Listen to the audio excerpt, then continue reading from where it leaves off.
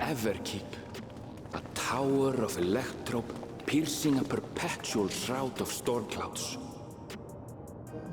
Occupying the 9th level of this 12-tiered structure is a residential district called Solution 9. In so naming their home, what hopes did its founders harbor for it? And did it prove the answer they sought?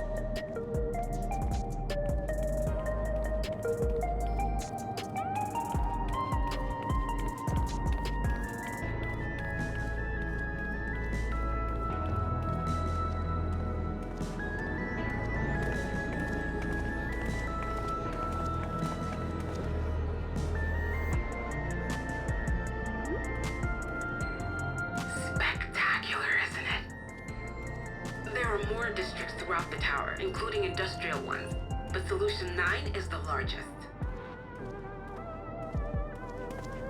Just being here makes my head spin. Perfectly natural reaction. A city of shimmering electrobe, replete with strange technologies that cater to every conceivable need. We never dreamed of the life back home in Tuliolo.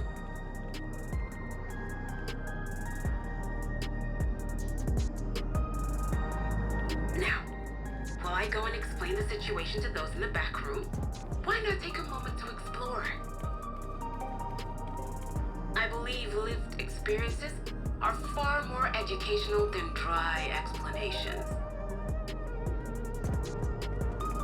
And you want to know more about Sphene and Zoologist Dominion, do you not?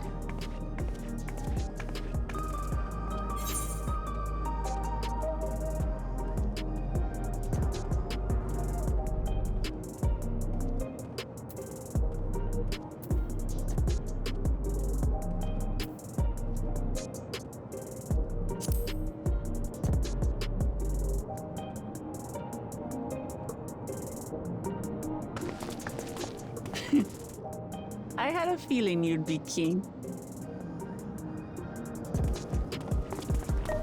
Just to confirm, while we have been allowed inside, are we also permitted to roam?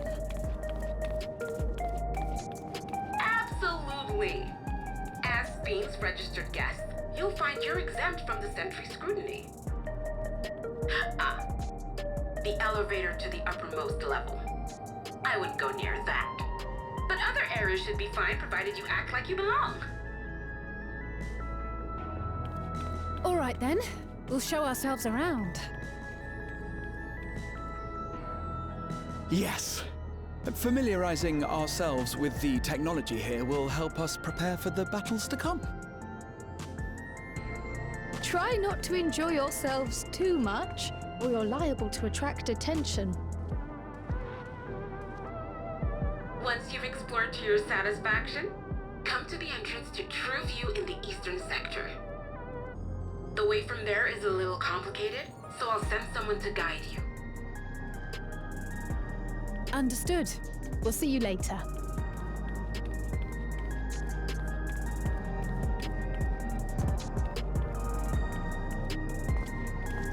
I shall speak with the residents. Perhaps one of them will recognize the earring.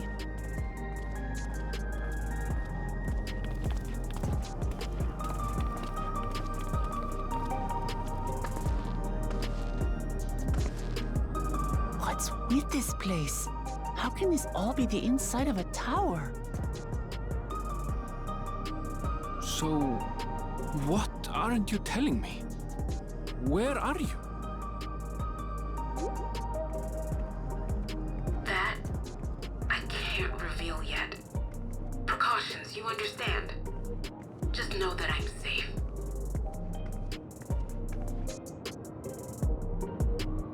But come, tell me about your adventurer friend.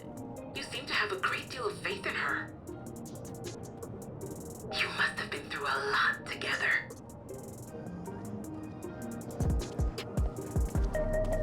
You might say that. For instance, we found the entrance to the Golden City.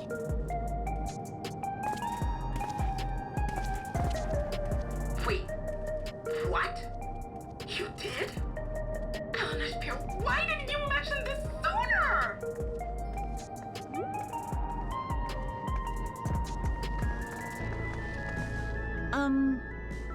You want to explore together? It's not that I'm scared or anything. Everything is just so different from home is all.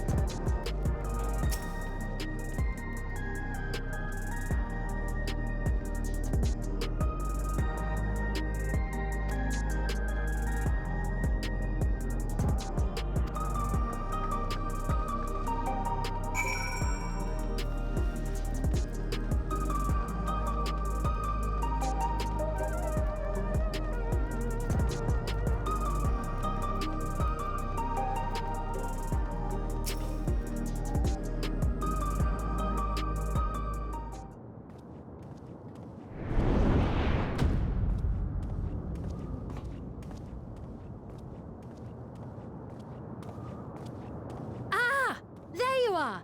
Lamati!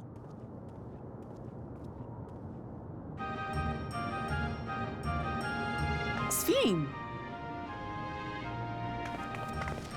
I was worried you might have had trouble at the checkpoint, but I see everything went according to plan. Well, that's thanks to you.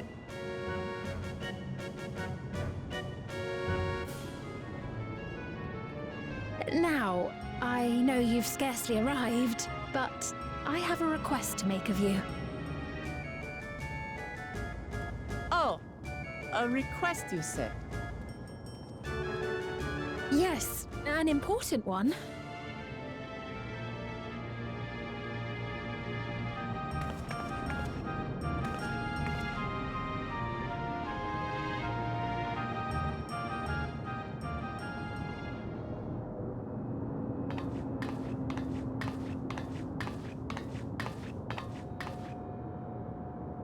I'll say it plain. I want you to make peace with Zeralja. What? I thought you said you weren't on his side. We have come no closer to seeing eye to eye, nor do I condone his methods. Be that as it may, I don't want you to fight him. I don't want you to regret a decision made in anger and haste. Unequipped with regulators as you are, the risk is too great. I appreciate your concern, but you asked the impossible. Zeralja murdered our father. His minions slaughtered our countrymen. He will never renounce his war. As vow of resolve, it falls to me to stop him. I know you love your people too, and so you must understand how I feel. Why I cannot, will not back down.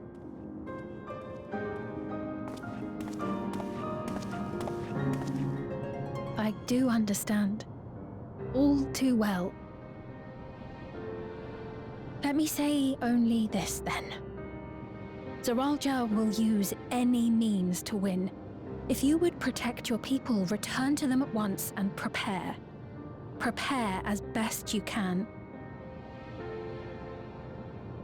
It may ring hollow coming from the queen of an enemy nation. But unlike me, you still have the power to determine your own fate.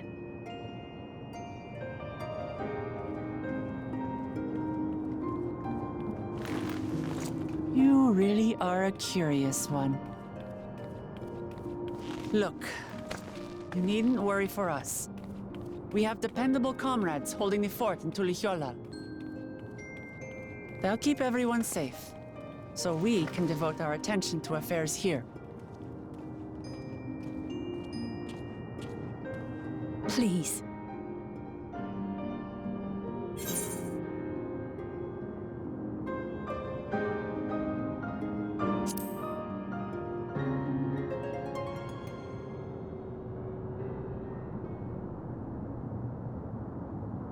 So you have comrades on whom you can rely.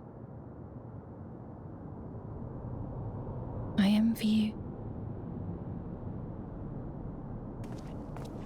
You know, we'd like to learn more about you. About me?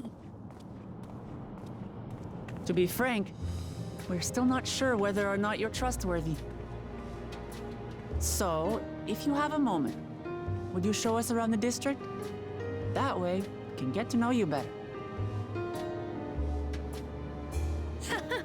You're asking me, the Queen, to show you around?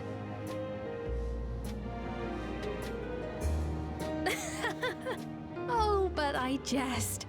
I'm flattered that you've taken an interest in me. Very well. I shall be your guide.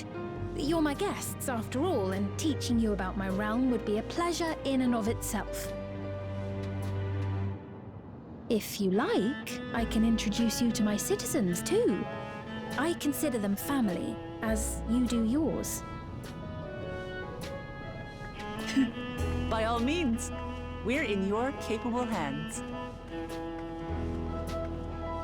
That you are. This will be an enjoyable and enlightening tour, I promise.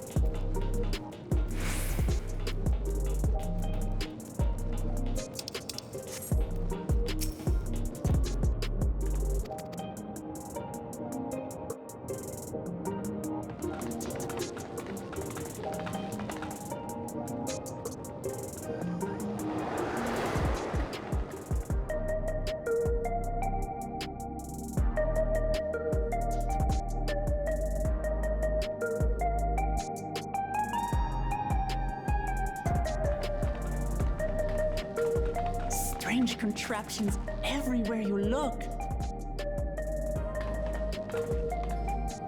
What's that?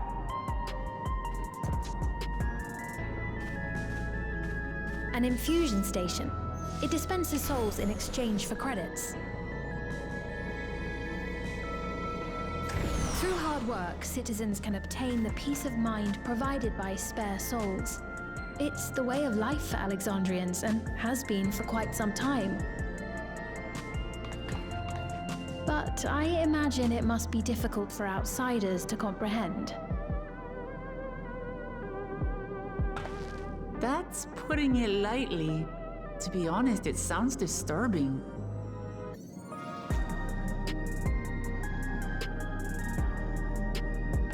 Still, I won't dismiss it out of hand. Practices like these don't arise from nothing. There's a reason why your culture is the way it is, and I'd like to understand. Won't you tell us some of your realm's history?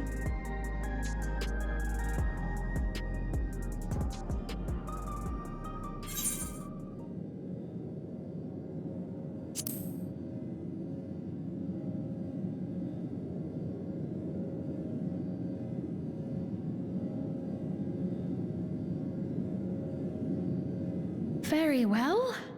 Be warned, though, that it may take a while.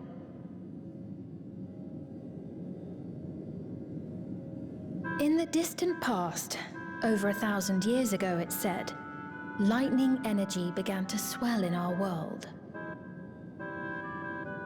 According to ancient records that date back around 8 centuries, the rainy season spanned a quarter of the year, during which time severe thunderstorms ravaged the land. 4 centuries later, this season had lengthened to nearly half the year. The trend continued, with our ancestors spending longer and longer languishing beneath storm clouds.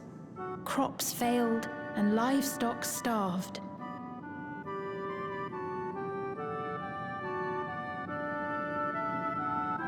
But amidst this growing desperation, a miraculous material was discovered that promised salvation: electrope.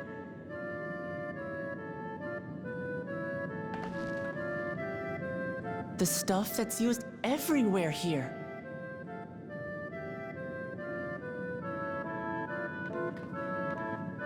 Indeed. One day, when out inspecting a forest after lightning had caused a fire, a villager came upon a curious black ore none had seen before.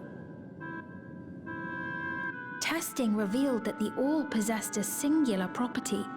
It could store lightning and convert it to other energies. In that instant, the scourge of endless storms became a blessing.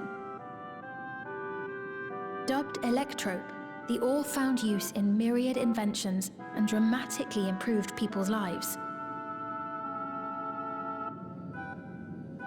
So much so, in fact, that all nations soon became dependent upon it, despite the difficulty of obtaining it in quantity. Supply was chronically scarce, and when nations couldn't meet their needs with their own deposits, some resorted to taking electrope from others. Fighting was isolated and sporadic until electrope came to be used in warfare. First in the weaponry of invaders, then in the countermeasures of defenders, and then in every aspect of combat where an advantage might be had. This served only to exacerbate the ore shortage, leading to further escalation. Before long, the entire world was engulfed in a terrible war known as the Storm Surge.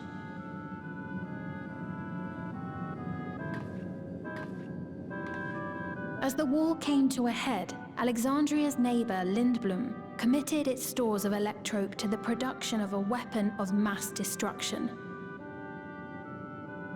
They deployed it on the front lines and triggered a calamity of frightful magnitude. Not even their own scientists had anticipated the force of the lightning that was unleashed. The energy inundated the entire continent, laying it to waste.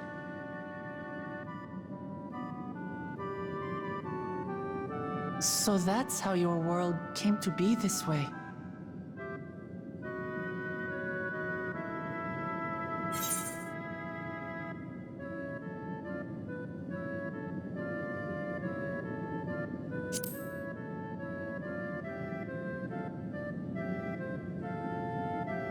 You truly know a great many things that I don't. I should like to learn about you too sometime.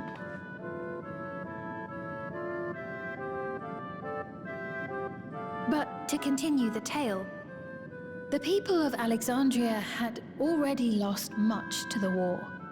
They lost almost everything else to the Levin. Those who survived bore deep scars, tormented by the memory of loved ones taken too soon. Though they yet lived, the cruel spectre of death was with them always. Seeking a solution, our scientists turned once more to electrope, and after extensive research, they developed the means to preserve memory and soul.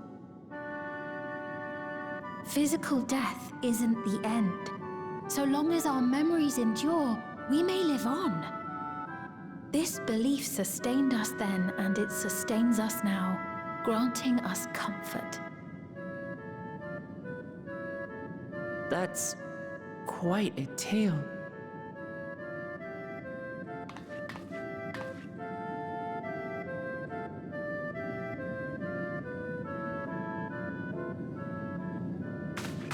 Your Majesty, help me! I beg you, help me! What's the matter? I've got no souls left. Not a single one! But the lot at Soul Supply refused to give me any!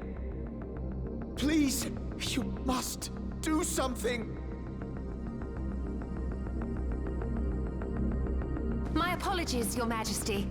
This man, he does no work. Instead, he drinks his days away on Trueview. He has only himself to blame if he has no credits for souls. That's not true! I'm a fighter at the Arcadian. Or rather, I was. I haven't been allowed to fight because of the King's decree. It isn't my choice. I see. You're a brave warrior of the arena. I want to help you, I sincerely do. But I cannot give you preferential treatment.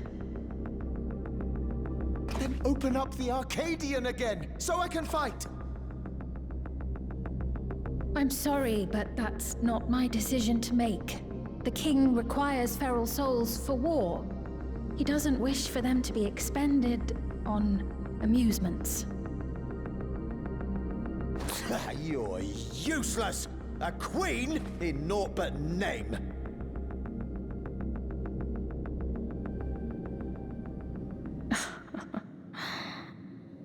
Insolent wretch!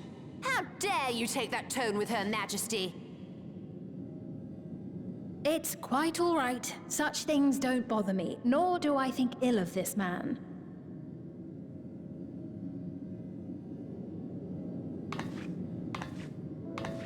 Hear me.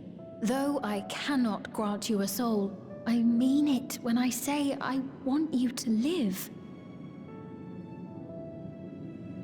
I love all of you equally, dearly. You are as family to me, and it pains me to see you deny yourself hope. I want you to find a happiness all your own, even if you must grow it from the smallest seed of joy. Out there, somewhere, is a reason for you to smile again. We all need to vent our frustrations from time to time. I will always be willing to lend an ear. Yes, Mum. Of course. Even without a spare soul, I suppose I'm fine as long as I stay in Solution 9.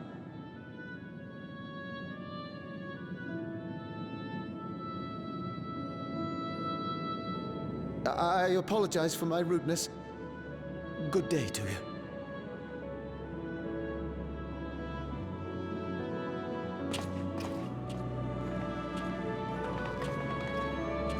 Keep your chin up, my friend. And when you feel better, I'm sure you'll find another way to apply your talents.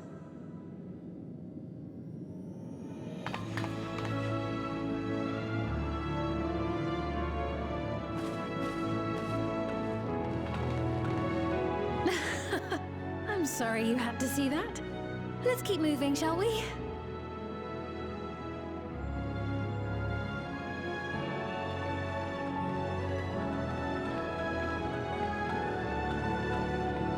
Right. I believe we've visited all the main facilities. With that, I declare our tour concluded.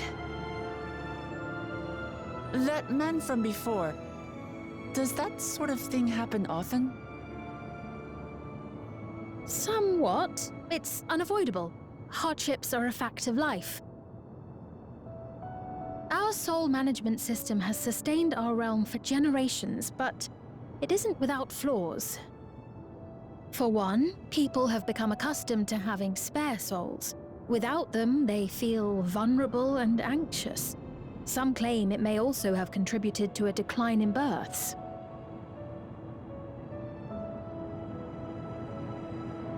Just thinking out loud, but would it be possible to do away with the system?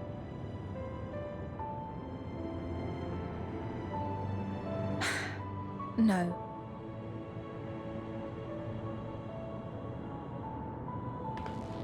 I know it isn't easy to change one's beliefs and way of life. The Mamolja had their reasons for their reliance on blessed siblings, much as you have yours for souls. But if we defeated Zorolja, you'd be able to make all the decisions, right?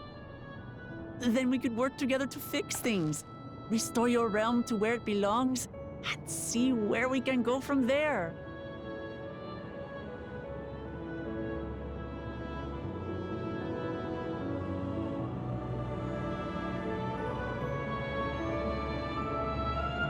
Listen to me. There's something that I need to tell you.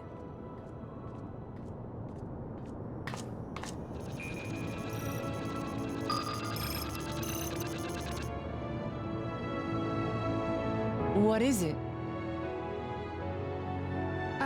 Actually, never mind. It's nothing of import. Well, it was lovely showing you around. Of course. Of course. Thanks so much for the tour. We've learned not only about your realm, but you as well. For now, our priority is Aralja. But once we've dealt with him, perhaps I can return the favor and show you to Lihiolal. I'd like that very much.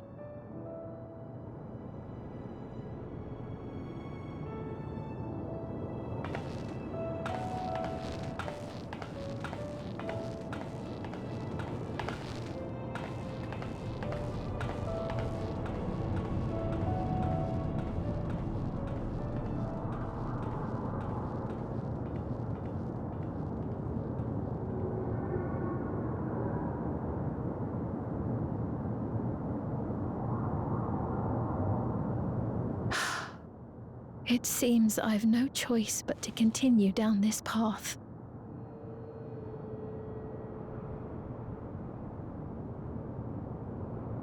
Forgive me, Vau Wuklamat, but I must disappoint you.